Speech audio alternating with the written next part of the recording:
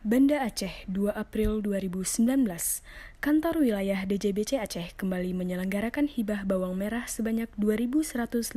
karung atau lebih kurang 20 ton dalam acara Serah Terima Barang Bukti Bawang Merah XKM Puja Kesuma GT.20 nomor 265-QQD dari Kanwil DJBC Aceh kepada Pemko Sabang, Pemko Banda Aceh, dan Pemkab Aceh Besar.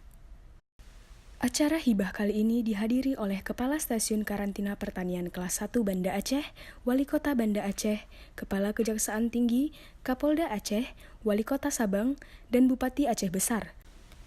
Acara hibah yang berupa penyerahan barang bukti tindak pidana penyelundupan di bidang kepabeanan yang berhasil digagalkan oleh tim patroli laut Bea Cukai dengan menggunakan kapal patroli BC 10001 di perairan Mesin, Aceh Tamiang pada hari Senin 25 Maret 2019 ini diperkirakan menyebabkan kerugian negara dari sektor perpajakan sebesar Rp190.872.585.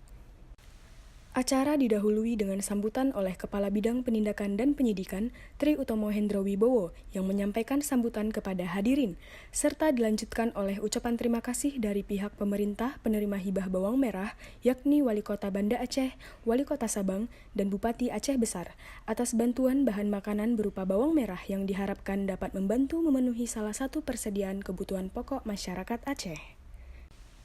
Dari Kanwil Bea Cukai Aceh melaporkan.